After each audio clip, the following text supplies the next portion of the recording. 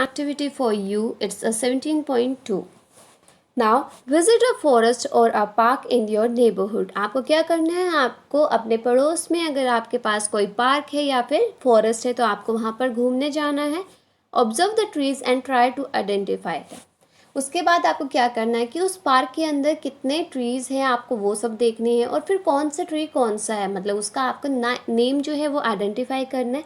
अब आप ये कैसे करोगे, आप या तो किसी एल्डर की हेल्प ले सकते हो जो कि वहाँ का बारे में सब जानता है, लाइक जो वहाँ के वर्कर्स होते हैं आप उनसे पूछ सकते हो, या फिर आप अपने मम्मी पापा से पूछ सकते हो अगर उनको नॉलेज है इस बारे में. और you can use a book as well. आप कोई ऐसी बुक यूज़ कर सकते हो जहाँ पर ट्रीज़ के नाम दिए होते हैं. आफ्टर दैट आपको क्या करना है, आपको उनके कैरेक्टरिस्टिक्स लिखने हैं जो भी ट्रीज़ आपने देखे है, जैसे कि उनका हाइट क्या है, उनका शेप क्या है लीव्स का, क्राउन का फ्लावर क्या है, क्राउन कैसा है, फ्रूट कैसा है. तो जो भी आपको कैरेक्टरिस्टिक उस प्लांट के दिखते हैं आपको वो सब यहाँ पर लिखना है. Now here is given a one thing कि यहाँ पर क्या दे रखा है, प्लांट्स और उनके प्रोडक्ट्स. जैसे कि हम बबूल की बात करते हैं तो बबूल जो है वो एज अ गम यूज़ होता है. शीशम है, शीशम एक लकड़ी है जो हम गेट वगैरह जो हमारे बनते हैं, खिड़की दरवाजे विंडोज़ बनती है, सो वो किससे बनती है, ज़्यादातर शीशम से बनती है. और we can said it as timber से बनती है, and timber is kind of a wood. फिर हम नीम की बात करते हैं तो नीम जो है वो उसका बहुत ज़्यादा वो मेडिसिनली बहुत ज़्यादा यूज़ होता है फॉर मेनी पर्पसेस. तो हम यहाँ पर क्या लिखते हैं कि कौन सा प्लांट है और फिर उससे हमें क्या प्रोडक्ट मिल रहा है. आफ्टर दैट हम सैंडलवुड की बात करते हैं, चंदन. तो चंदन का तेल जो है वो बहुत सारे कामों में यूज़ होता है, इवन जब हमें कोल्ड हो जाता है then also we can use it. तो आपको इस तरीके से इस पूरे टेबल को फिलअप करना है. Now, Professor Ahmed pointed out that the trees had a crown of a different type and sizes. तो अब यहाँ पर प्रोफेसर अहमद ने क्या बोला है कि यहाँ पर जो जितने भी ट्रीज़ है उन सब का जो क्राउन है उनका अलग अलग तरह का टाइप है, या फिर कह सकते हैं उनका अलग तरह का शेप है. अब क्राउन क्या होता है, क्राउन होता है the top part of the tree. तो ट्री का जो ऊपर का पार्ट होता है उसको हम क्राउन कहते हैं, which branches grow above the stem. तो आप यहाँ पर आप स्टेम देखते हो तो स्टेम के ऊपर का जो पार्ट होता है जहाँ पर आपके लीव्स आना स्टार्ट होते हैं, हम उस ब्रांचेस को क्या कहते हैं, क्राउन कहते हैं. And there are the n number of the crowns. तो बहुत तरह के क्राउन्स हो सकते हैं, जैसे कि पिरामिडल क्राउन हो सकता है, फुल क्राउन हो सकता है, west crown is there, weeping crown है. तो ये सब आपके सिलेबस में नहीं है तो हम ये सब डिस्कस नहीं करेंगे. द मेन पार्ट इज़ कि क्राउन क्या होता है, it is a top part of the tree. तो ये टॉप पार्ट होता है ट्री का जहाँ से ब्रांचेस ग्रो करना स्टार्ट करती है स्टेम के ऊपर से. Okay, I hope it is clear to you. Now after that these had created different horizontal layer in the forest. और ये जो क्राउन्स है ये क्या करते हैं, ये हॉरिजॉन्टल लेयर बना देते हैं फॉरेस्ट के अंदर, जिनको हम कहते हैं अंडर स्टोरीज. मतलब आप देख सकते हो यहाँ पर बड़े बड़े पेड़ हैं और उसके नीचे थोड़े छोटे छोटे पेड़ हैं. तो यहाँ पर अगर आप हॉरिजॉन्टली देखते हो तो व्हाट यू विल ऑब्जर्व कि यहाँ पर ऐसे ऐसे करके पेड़ जो है वो एक दूसरे से बहुत ज़्यादा चिपके हुए हैं. अब अगर आप अबव से देखते हो तो आपको नीचे का लैंड जो है वो दिखाई ही नहीं देगा. तो अगर हम कैनोपी की बात करते हैं तो कैनोपी जो है ये आउटर मोस्ट लेयर होती है लीव्स की, जो कोई भी इंडिविजुअल ट्री बनाता है या फिर नंबर ऑफ ट्रीज़ बनाते हैं. मतलब अगर आप यहाँ का ये पूरा पोर्शन देखते हो so it is a canopy. या फिर जब बहुत सारे पेड़ एक साथ मिल जाते हैं तो आप अबव से अगर देखते हो तो जो पूरा झुंड बन जाता है एक तरीके से, that is the above portion of the leaves is basically a canopy. अब हम बात करते हैं कैनोपी. तो कैनोपी का यूज़ क्या होता है, ये रिस्ट्रिक्ट कर देता है, रोक देता है सनलाइट. हमने क्या बोला था कि जो फॉरेस्ट होता है, फॉरेस्ट के जो छोटे प्लांट्स होते हैं या कह सकते हैं जो उनका लैंड होता है वहाँ पर ज़्यादा सनलाइट नहीं आ पाता है. तो क्या कर देता है, वो रिस्ट्रिक्ट कर देता है सनलाइट को और रेन को. तो वो लेयर्स में नहीं आ पाता है जो कैनोपी के नीचे है. तो मतलब वो उनसे पास होता होता आता है जो भी थोड़ा बहुत अमाउंट आता है. Now the leaves here are a broader and narrow as well. तो अगर आप कोई भी फॉरेस्ट के अंदर देखते हो तो वहाँ पर जो कैनोपी है मेजरली वो ज़्यादातर ब्रॉडर होता है, बट वो अलग अलग टाइप का हो सकता है. जैसे कि हमें पता है कि हमारा इंडिया जो है वो बहुत ज़्यादा डाइवर्स कंट्री है. तो अगर हम यहाँ पर बात करते हैं, अगर हम इस अंडर स्टोरी की बात करते हैं तो अंडर स्टोरी क्या होता है, देखो जो जाइंट और टॉल ट्रीज होते हैं वो टॉप लेयर ले लेते हैं, तो उसके बाद फिर जैसे श्रब्स हो गए, हर्ब्स हो गए, टॉल ग्रासेस है, तो मतलब जैसे बड़े से छोटे की तरफ होता है, तो ये इस तरीके से एक लेयर बना लेता है।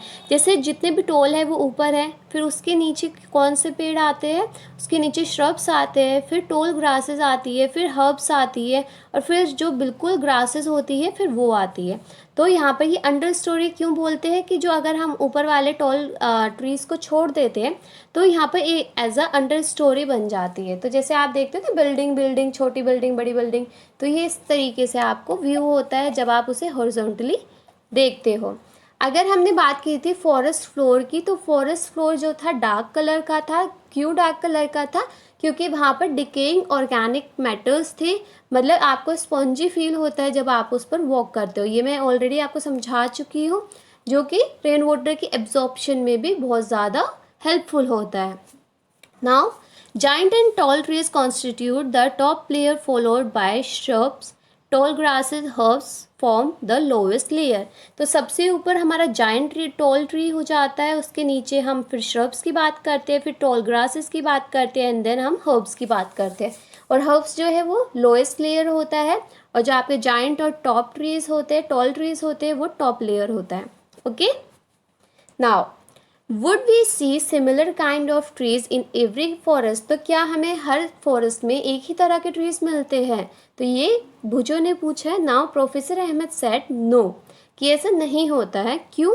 क्योंकि क्लाइमेटिक कंडीशन जो है वो हर जगह का अलग अलग होता है, और उसके हिसाब से वहाँ के फॉरेस्ट के अंदर ट्रीज होते हैं जो उस क्लाइमेटिक कंडीशन के हिसाब से सूटेबल होते हैं। The type of animals also differ from a forest to forest.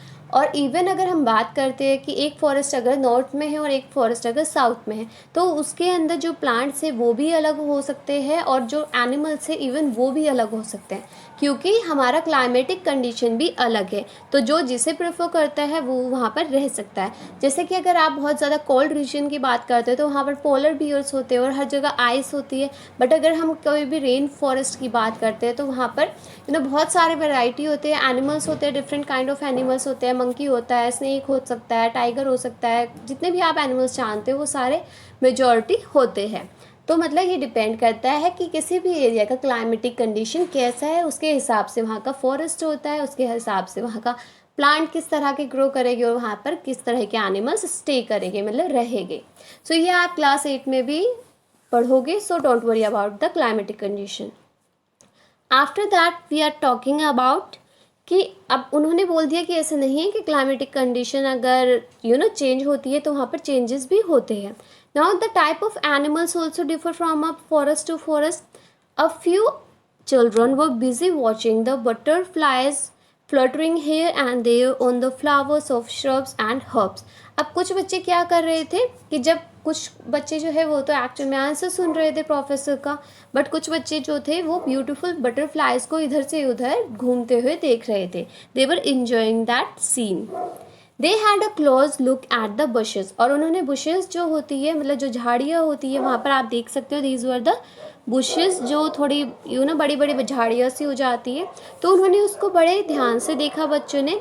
While doing that their hair and clothes had a seeds and thorns clinging to them. और उसके बाद बच्चों ने क्या ऑब्जर्व किया कि जब वो बुशेस के पास गए, सो व्हाट दे ऑब्जर्व कि उनके जो कपड़े थे या उनके जो बाल थे वहाँ पर बहुत सारे सीड्स, मतलब बहुत सारे बीज जो होते हैं वो लग गए थे, और बहुत सारे थॉर्न्स मतलब कांटे लग गए थे उनके कपड़ों पर। They came across numerous insects spider. And उन्होंने क्या ऑब्जर्व किया कि वहाँ पर बहुत सारे इंसेक्ट्स थे, मतलब जो छोटे छोटे कीड़े मकोड़े होते हैं। स्पाइडर थी, दैट मीन्स जो आपका वेब बनाती है, मकड़ी जिसको हम कहते हैं।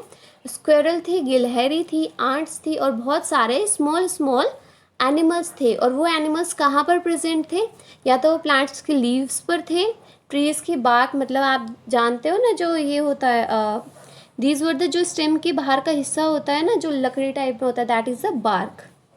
नाउ तो कहाँ कहाँ पर थे? Bark of the trees, plant के लीव्स पर, या फिर जो डिकेइंग लीव्स होता है फॉरेस्ट के फ्लोर पर। आप यहाँ देख सकते हो कि फॉरेस्ट के फ्लोर पे कितने सारे, बहुत सारे फ्रूट्स पड़े हैं, बहुत सारे लीव्स पड़े हैं, तो यहाँ पर बहुत सारा डेड एंड डिकेइंग मटेरियल पड़ा हुआ रहता है। दैट इज़ वाई उस वहाँ का फर्टिलिटी रेट, मतलब उपजाऊ ज़मीन होती है वो काफ़ी। They started making sketches of this creature. अब बच्चे बुक्स लेकर गए थे, अपनी नोटबुक लेकर गए थे, तो उन्होंने क्या किया, उन्होंने वहाँ पर जो जो स्पाइडर्स देखे, इंसेक्ट्स दिखे, तो जैसे भी क्रिएचर्स उन्होंने देखे उन्होंने उसका स्केच बनाना स्टार्ट कर दिया। The forest floor seem dark colour and was covered with a layer of dead and decaying leaves, fruits, seeds. और जो वहाँ का फॉरेस्ट का फ्लोर था, जैसे आप यहाँ पर देख सकते हो, तो उन्होंने क्या देखा कि वहाँ का जो फ्लोर था उसका बहुत ही डार्क कलर था। अब डार्क कलर तो ठीक है, और वहाँ पर क्या क्या चीज़ें पड़े हुए थे, वहाँ पर बहुत सारे डिकेइंग लीव्स, मतलब जो सड़ जाती है लीव्स, या फिर वो फॉल डाउन हो जाती है, गिर जाती है, बहुत सारे लीव्स थे, फ्रूट्स थे, सीड्स थी, ट्विग्स थी, और स्मॉल हर्ब्स भी थी। तो ये and one thing also they observe कि वहाँ पर जो ये सारा सामान पड़ा हुआ था वो डिकेइंग मैटर था फर्स्ट ऑफ ऑल, क्योंकि वो सड़ता है धीरे धीरे सड़ता है, देन वो किस में कन्वर्ट होता है, वो ह्यूमस में कन्वर्ट होता है, जो कि वहाँ के उपजाऊ ज़मीन बनाता है, उसका फर्टिलिटी रेट जो है इंक्रीज़ करता है। और वो जो डिकेइंग मैटर था जिस पर बच्चे चल रहे थे वो मॉइस्ट था, दैट मीन्स वो थोड़ा गीला था, नमी थी वहाँ पर, और वो वार्म था, मतलब वो गर्म था। Children picked up various seeds and leaves for their collection. अब बच्चों ने क्या किया, वहाँ से कुछ सीड्स और लीव्स जो ग्राउंड पर थी, वहाँ पर ज़मीन पर जो गिरी हुई थी, उन्होंने कुछ को उठा लिया कलेक्शन के लिए। क्योंकि जैसे हम कहीं पर जाते तो हम क्या करते, या तो हम वहाँ पर पिक्स लेते हैं, बट बच्चे बहुत छोटे थे, they don't had a mobile, तो उन्होंने क्या किया, उन्होंने वो एज अ मेमोरी या फिर लोगों को दिखाने के लिए कि हमने ये चीज़ें देखी है, तो वहाँ से उन्होंने सीड्स उठाया और थोड़े बहुत लीव्स उठा लिए। Walking over the dead leaf layer of the forest floor was like walking over a spongy carpet. और जब वो वहाँ पर चल रहे थे फॉरेस्ट के अंदर, तो उन्हें कैसा लग रहा था कि वहाँ पर जो डेड लीव्स का एक लेयर बना हुआ था फॉरेस्ट के फ्लोर पे, वो ऐसा लग रहा था जैसे कोई स्पॉन्जी कारपेट नहीं होता, बहुत गुदगुदा कारपेट होता है, तो वो वाली उनको फीलिंग आ रही थी। Is the decaying matter always warm, कि जो डिकेइंग मैटर्स होते हैं मतलब तो वो हमेशा गर्म ही होते हैं ना, ये क्वेश्चन एक बच्चे ने पूछा। So professor Ahmed suggested that the children could perform an activity. तो प्रोफेसर अहमद ने बोला कि डू वन थिंग, आपको मैं एक एक्टिविटी बताता हूँ, आप वो एक्टिविटी करो, एंड देन जो आपका ये क्वेश्चन है कि जो डेड एंड डिकेइंग पार्ट होता है क्या वो हमेशा वार्म होता है, तो you will get your answer by your self, कि आप अपने ही एक्सपेरिमेंट से, अपने ही एक्टिविटी से ये पता कर सकते हो कि एक्चुअल में ऐसा होता है या नहीं। आफ्टर दैट जब आप ये एक्टिविटी परफॉर्म करोगे, so you will get to know कि yes it is always be warm, कि वो हमेशा वार्म ही रहता है।